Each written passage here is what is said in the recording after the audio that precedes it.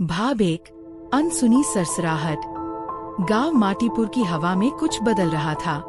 वैसे तो सूरज रोज पूरब से निकलता और पश्चिम में ढलता, खेतों में धान की बालियां झूमती और बच्चों की किलकारियां गूंजती, पर इन परिचित दृश्यों के भीतर एक अनसुनी सरसराहट घुल रही थी।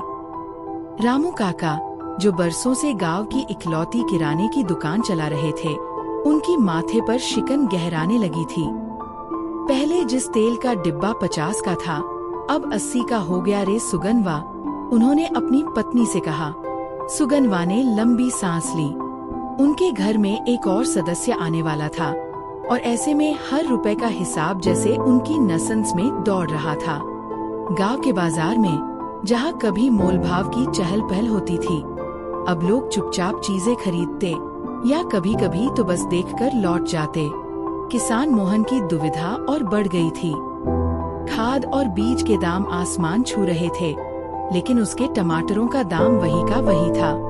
क्या करे काका, लागत बढ़ती जा रही है और कमाई घटती जा रही है, उसने रामू काका से कहा।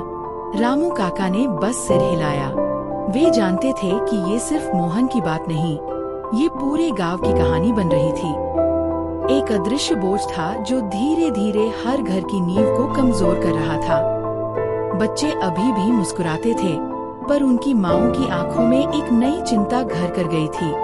एक ऐसी चिंता जिसका नाम किसी ने